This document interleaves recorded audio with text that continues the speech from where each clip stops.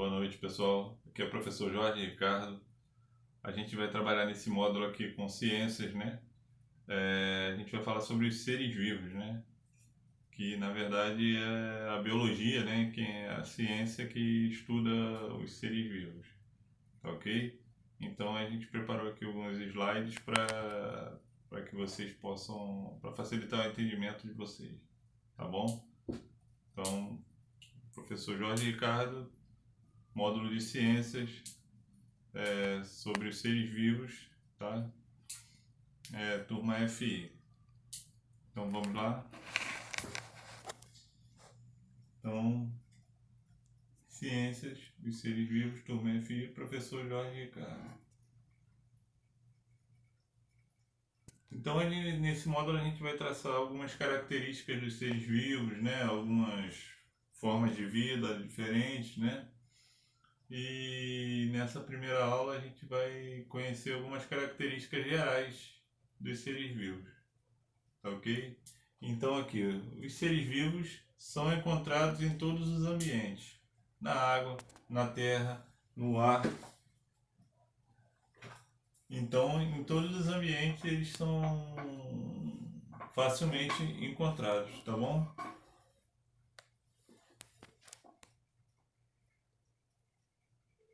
Voltando ao que eu tinha comentado anteriormente, rapidamente também, né? Biologia é a área da ciência que estuda os seres vivos, é a área da ciência que estuda a vida, né? Só para ilustrar aqui, né? A palavra bio significa vida e logia significa estudo. Então, juntando essas duas palavras aqui, né? Forma o estudo da vida. Tá ok? Então, vamos lá. Na verdade, esse slide era para estar era para estar antes, né? Do slide anterior, né? Então vamos lá.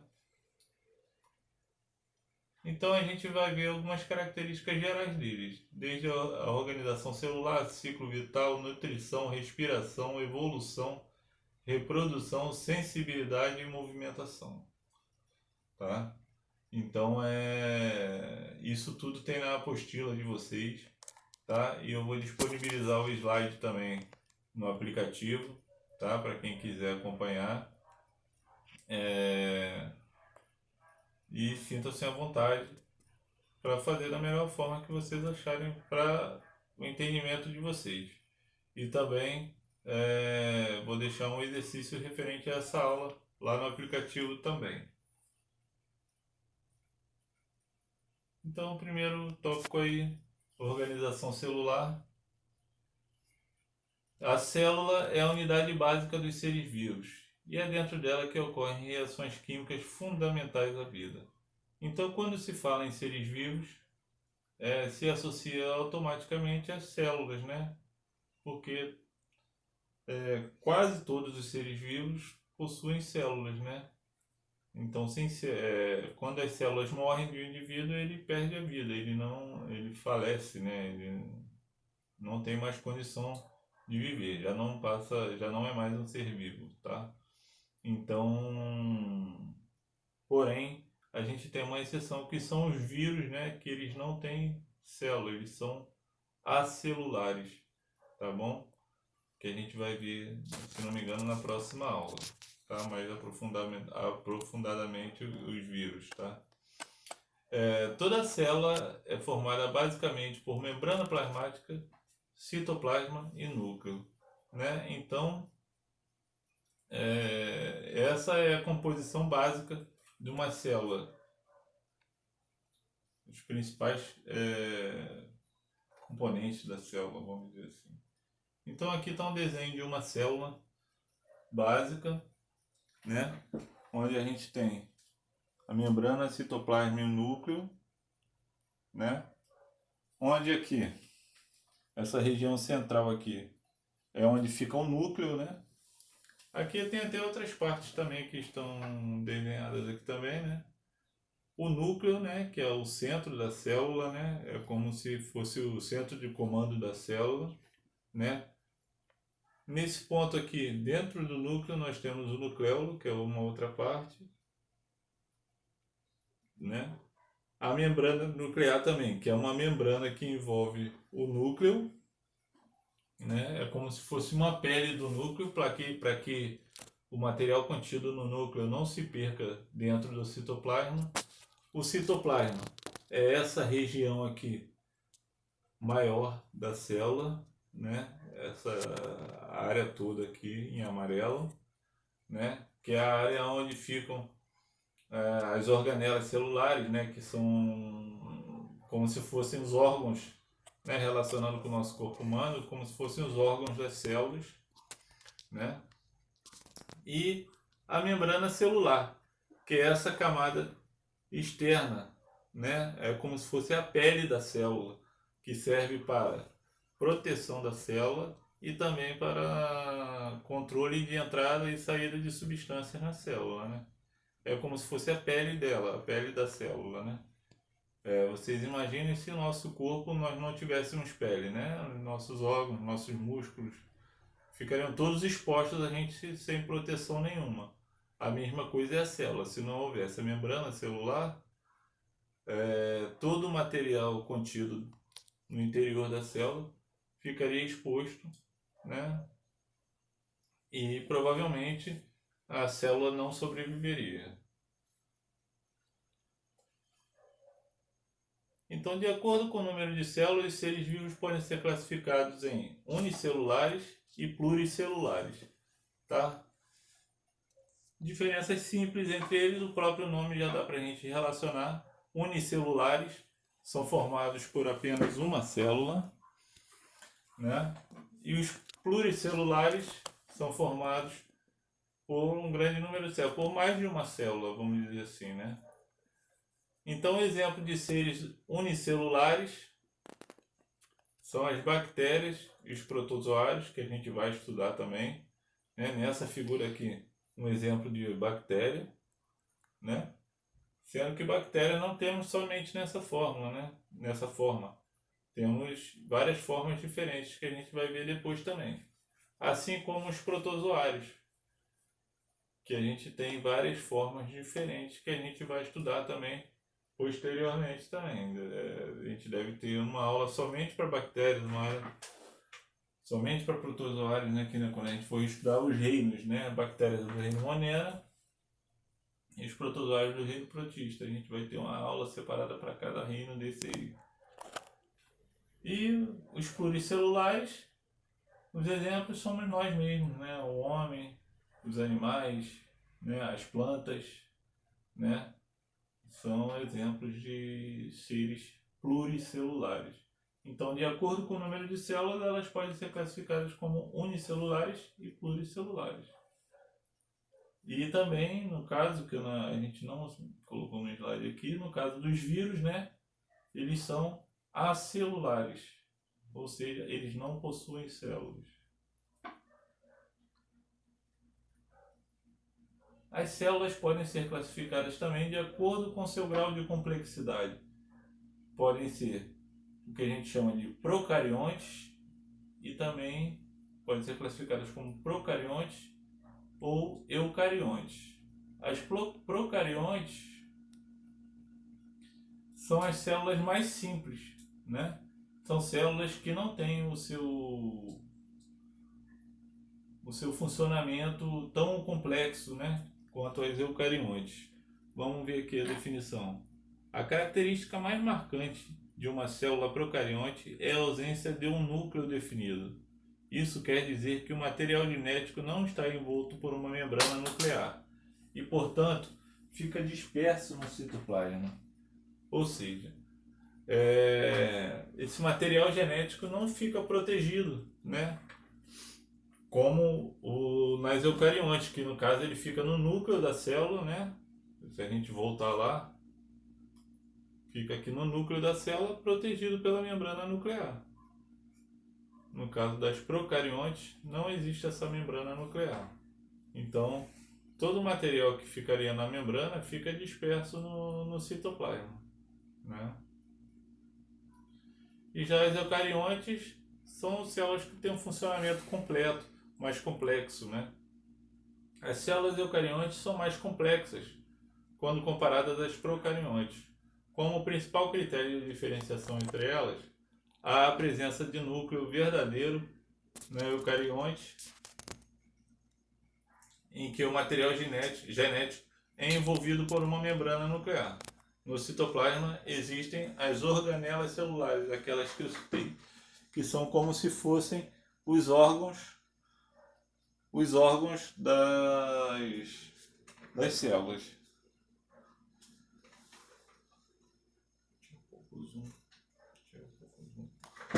Tô achando que tá muito zoom, não tá ficando legal não.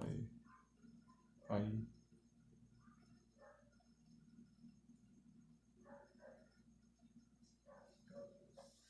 Desculpa, gente, meu filhão tá me auxiliando aqui. Meu querido filho, tá, meu amor? Então aqui, comparando as células procariontes e eucariontes, é nítida a diferença entre elas, né?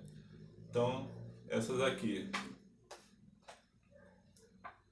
são as procariontes, que têm funcionamento mais simples, tá vendo? A gente não enxerga aqui um núcleo definido nela.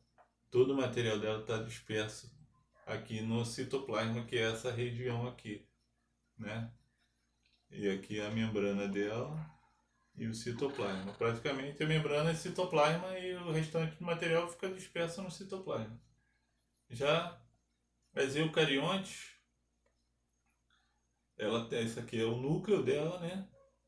A membrana é como se ela tivesse cortada no meio aqui, tá? E essa aqui também. E aqui, esses pontos aqui são os que a gente chama de organelas celulares, onde cada uma tem sua função, assim como nossos órgãos têm funções definidas no nosso organismo. Ok? E aí o ciclo vital dos seres vivos.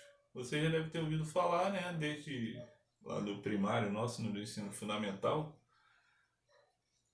que qual é a ordem da vida? Qual é o ciclo da vida?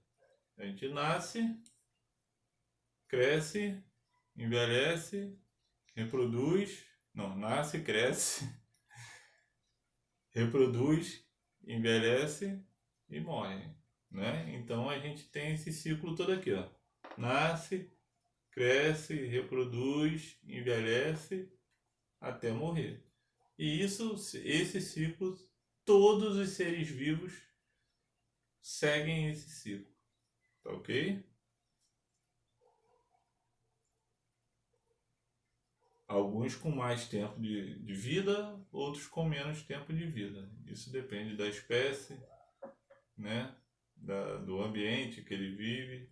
Vários fatores aí influenciam nisso.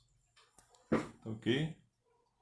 Então aqui, nutrição, alimentação, vamos dizer assim, elas podem ser seres autótrofos ou heterótrofos, né? Qual a diferença desses?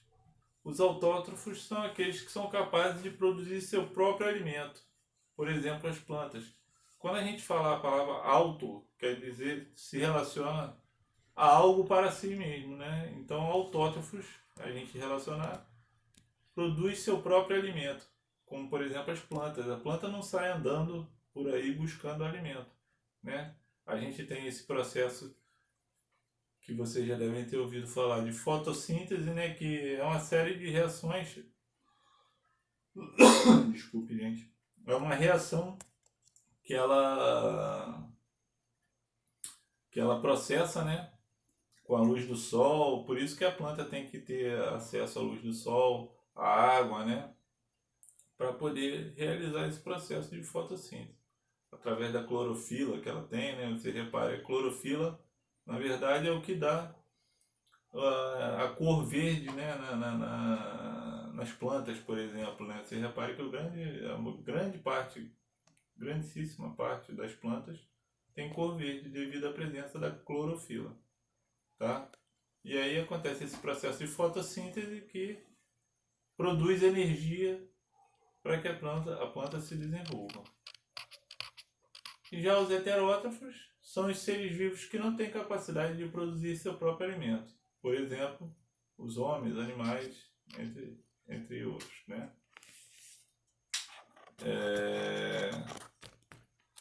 Aqui na ilustração, né, tem um homem aqui cozinhando a sua própria comida, ou seja, quando a gente fala produzir seu próprio alimento, ele está produzindo ali o alimento dele, mas não é dessa forma, é produzir espontaneamente, o organismo dele produzir o alimento, né? Não é ele ir lá e comprar no mercado para produzir, entendeu?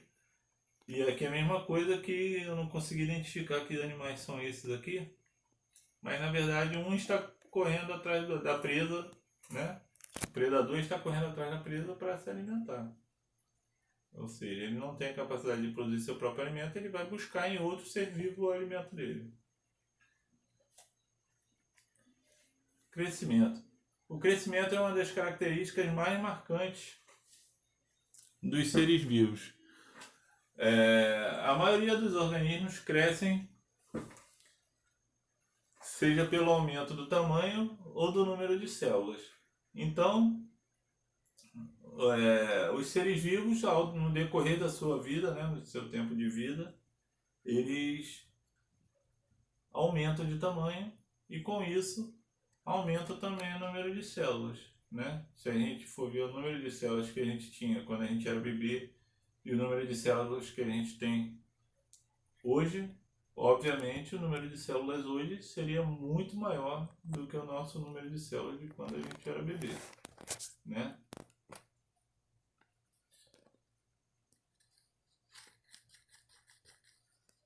Reação a estímulos.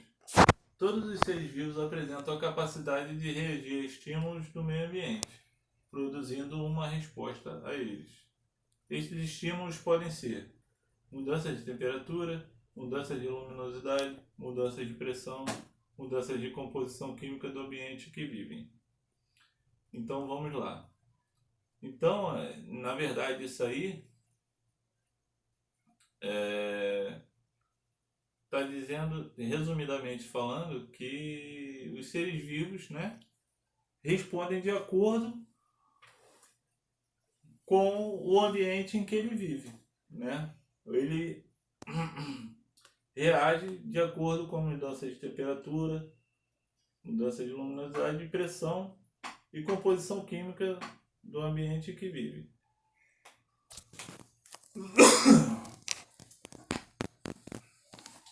No caso, mudanças de temperatura, um ser vivo se adapta melhor, se adapta a uma determinada temperatura de um lugar. Vamos imaginar os europeus, por exemplo, vivem lá na Europa, obviamente lá é muito mais frio do que aqui. Então, se a gente colocar um europeu e pegar um europeu, colocar aqui no Brasil, ele vai reagir a isso, né? Provavelmente chegar aqui ele vai sentir muito mais calor do que o que a gente sente, porque nós aqui nós já estamos habituados à temperatura daqui. E ele não, ele está acostumado com a temperatura lá da Europa, que é muito mais baixa do que aqui. Mudanças de luminosidade, né? Existem, vamos agora falar um pouco até das plantas, né?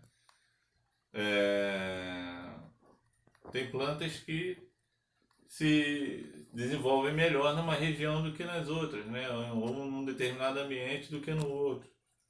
Tem plantas que se desenvolvem melhor em ambientes mais... têm capacidade de suportar mais tempo em ambiente mais escuro. Tem outras que só ficam em ambientes claros, não podem ficar em ambientes mais escuros, né? São mais sensíveis a isso. Mudanças de pressão ocorre principalmente quando a gente tem diferença de altitude, né?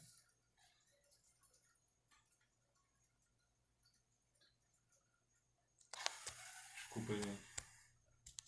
Mudança de altitude é comum a gente ver muitas vezes. Aqui é um país que a gente fala muito de futebol, né? Por exemplo, às vezes um clube daqui do Brasil vai fazer um jogo num campo onde a altitude é muito mais alta do que aqui. A altitude é muito maior, né, do que aqui. Por exemplo, a 2, 3 mil metros, 4 mil metros de altitude. Então ele sente toda essa diferença, né? Porque a pressão lá é muito diferente do que a pressão aqui. A gente ouve falar que o ar é mais rarefeito, né? Ou seja, o ar é mais como se tivesse menos resistência do ar, né? Então a bola corre mais, falta o ar por ser mais leve, falta oxigênio quando a gente puxa na respiração, né? Então é mais complicado. Mudança de composição química do ambiente que vivem.